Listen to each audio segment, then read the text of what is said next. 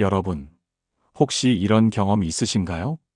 아무 일도 일어나지 않았는데 가슴이 답답하고 밤에 잠을 이루지 못할 만큼 불안하고 내일 무슨 일이 일어날까 두려워서 오늘을 제대로 살지 못하는 경험. 놀라운 사실을 하나 말씀드리겠습니다. 연구에 따르면 우리가 걱정하는 일의 97%는 실제로 일어나지 않는다고 합니다. 그렇다면 왜 우리는 일어나지도 않을 일로 오늘을 괴로워할까요? 오늘은 2500년 전 부처님께서 제자에게 전한 불안과 걱정을 다스리는 놀라운 지혜를 함께 나누려 합니다. 이 영상을 끝까지 보시면 지금 이 순간 여러분을 괴롭히는 걱정과 불안에서 조금이나마 자유로워지는 방법을 발견하실 수 있을 겁니다. 어느 새벽 한 제자가 부처님을 찾아왔습니다. 그의 얼굴에는 깊은 피로가 역력했습니다. 스승님, 요즘 이유 없이 가슴이 답답합니다.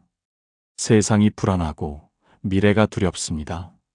아무 일도 일어나지 않았는데 왜 이렇게 마음이 무거울까요? 부처님은 조용히 물으셨습니다. 그대가 지금까지 걱정했던 일들 중에서 실제로 일어난 것은 얼마나 되는가?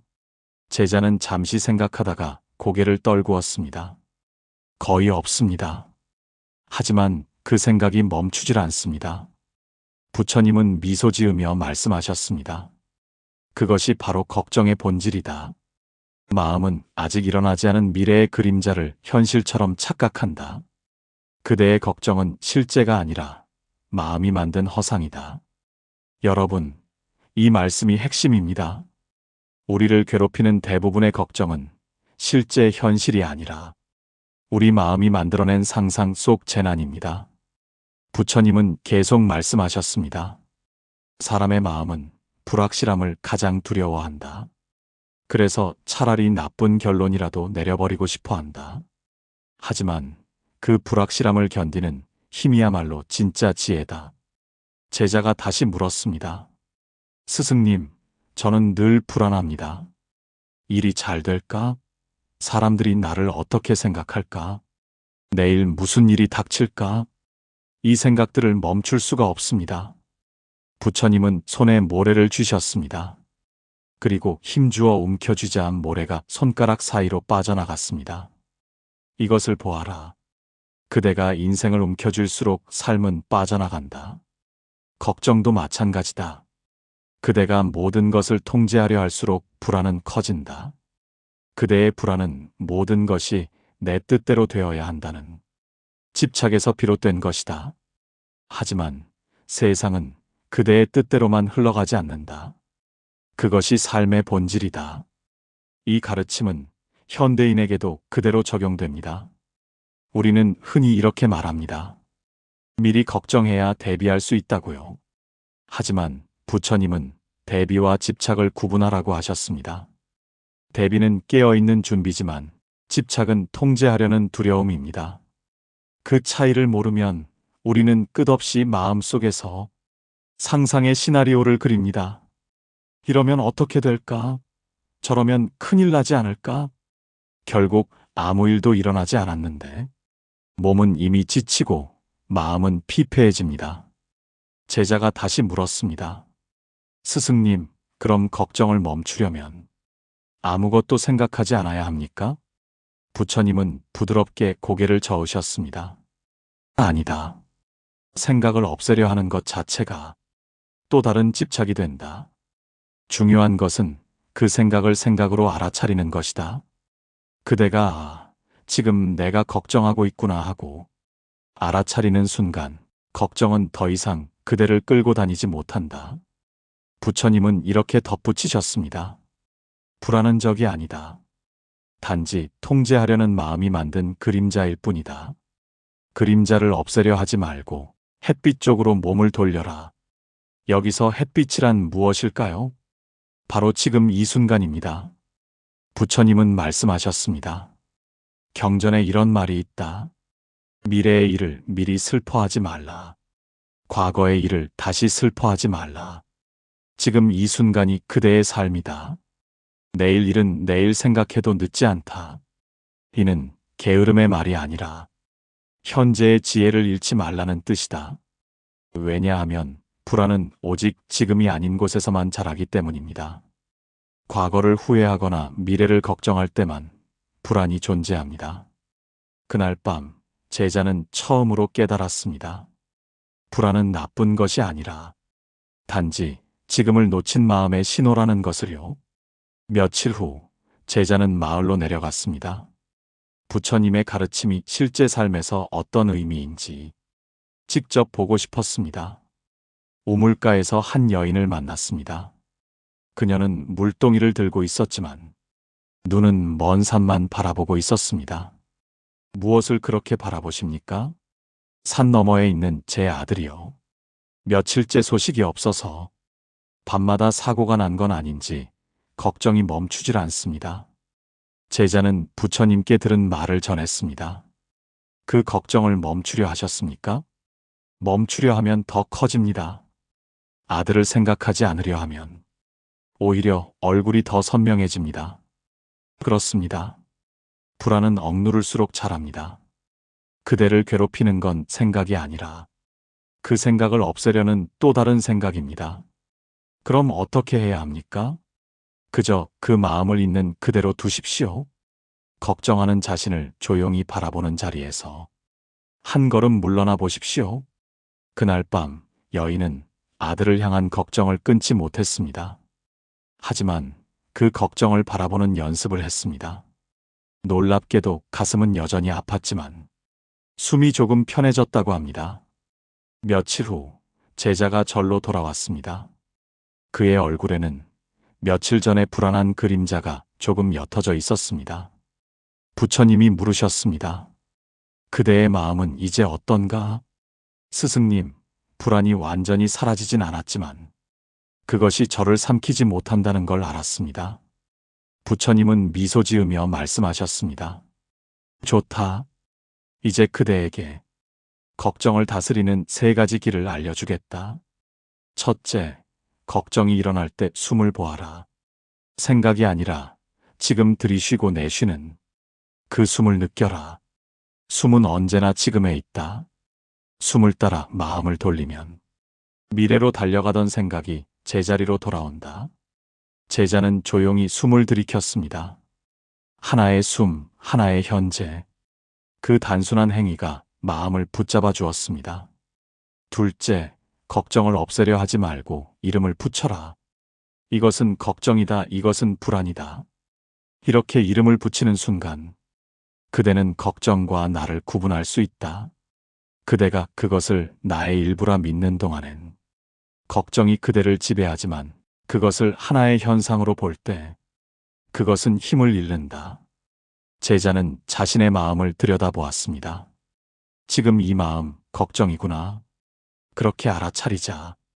그 걱정이 갑자기 낯설게 느껴졌습니다. 그는 처음으로 생각과 나가 다르다는 것을 깨달았습니다. 셋째, 걱정이 마음을 흔들 때 누군가의 안녕을 빌어라. 남의 평안을 기원하는 순간 그대의 마음은 나 자신에서 벗어난다. 불안은 나에 매달릴 때 자란다. 그러나 타인을 위한 마음은 걱정의 근원을 녹인다.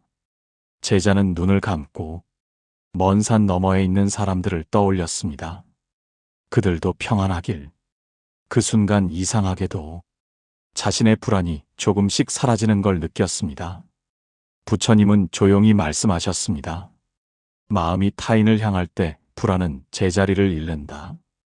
걱정은 나를 중심으로 도는 생각이지만 자비는 세상을 향해 흐르는 바람이다.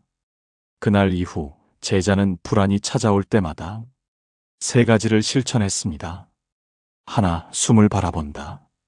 둘, 걱정의 이름을 붙인다. 셋, 누군가의 평안을 빈다. 놀랍게도 그 단순한 수행만으로도 마음이 즉시 가라앉았습니다.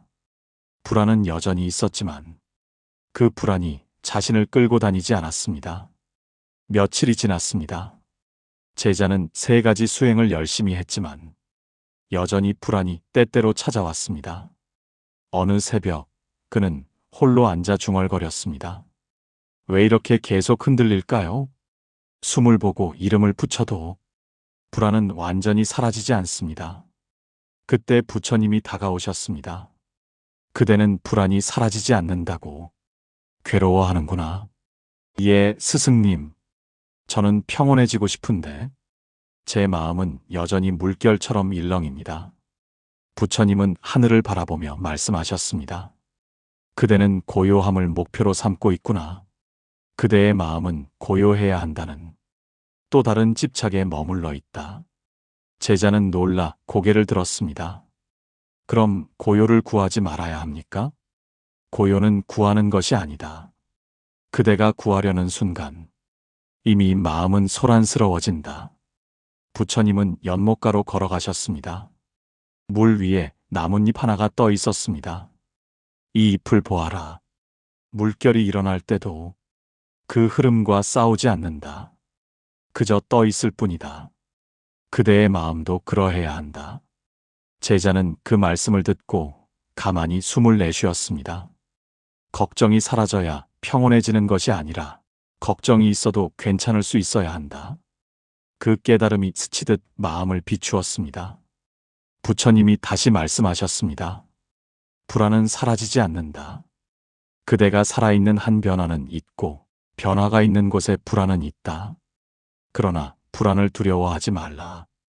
그것은 생명이 살아있다는 증거다. 제자는 눈을 감았습니다. 그리고 자신의 불안을 껴안았습니다.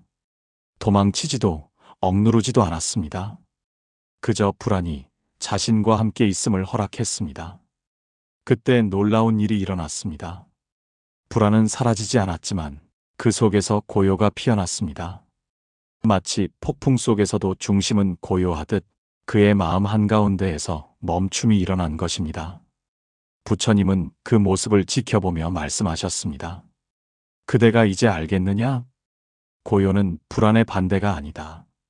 고요는 불안을 품는 마음이다. 제자는 깊이 절을 올렸습니다. 그동안 자신이 찾던 평온은 불안이 없는 상태가 아니라 불안 속에서도 흔들리지 않는 마음의 자리였습니다. 부처님은 마지막으로 말씀하셨습니다. 걱정을 완전히 없애려 하지 말라. 걱정은 삶의 그림자다. 그림자를 없애려 하면 빛마저 잃게 된다. 그러나 그 그림자를 두려워하지 않고 빛을 향해 걸을 때 그림자는 언제나 그대의 뒤에 머물 뿐이다. 아침 햇살이 절마당을 비추었습니다. 밤새 앉아있던 제자가 천천히 일어났습니다. 그의 눈빛에는 조용한 확신이 깃들어 있었습니다. 부처님께서 물으셨습니다. 오늘 그대의 마음은 어떠한가? 제자는 미소 지으며 대답했습니다. 스승님, 불안이 여전히 제 안에 있지만 그 불안이 더 이상 적처럼 느껴지지 않습니다. 이제는 그 또한 제 삶의 일부임을 압니다. 부처님은 부드럽게 고개를 끄덕이셨습니다. 그렇다. 그대가 불안을 품었을 때 그 불안은 더 이상 불이 되지 않는다. 그대는 이제 불안을 태워 빛을 만드는 법을 알게 되었구나. 부처님은 마지막 가르침을 전하셨습니다. 내일의 일은 내일 생각하라. 오늘은 그대의 숨을 느끼라. 오늘의 숨이 평안하면 내일의 일도 이미 평안하다. 이 말씀은 단순하지만 깊은 뜻을 담고 있습니다. 우리는 언제나 내일을 준비하며 삽니다. 하지만 내일을 준비하는 가장 지혜로운 방법은 오늘을 온전히 사는 것입니다. 오늘의 숨을 잃어버린 사람은 아무리 많은 대비를 해도 내일의 불안에서 벗어날 수 없습니다.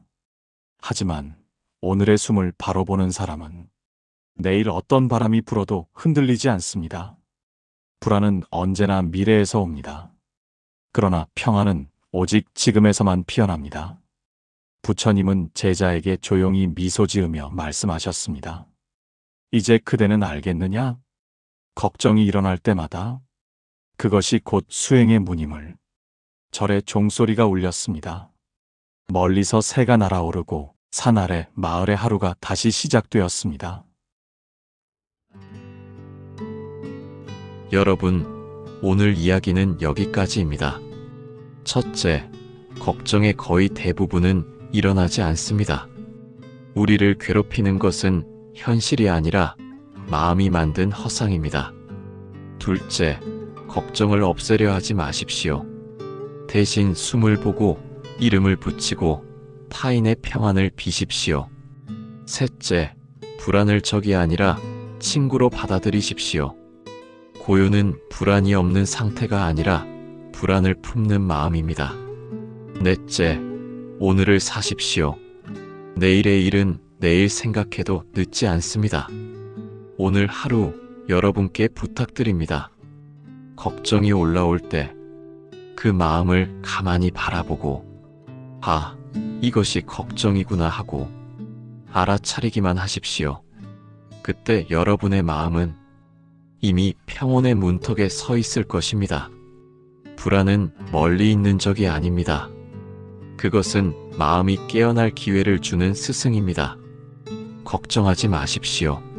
내일의 일은 내일 생각해도 늦지 않습니다. 오늘은 당신의 숨을, 지금 이 순간의 생명을 느끼십시오.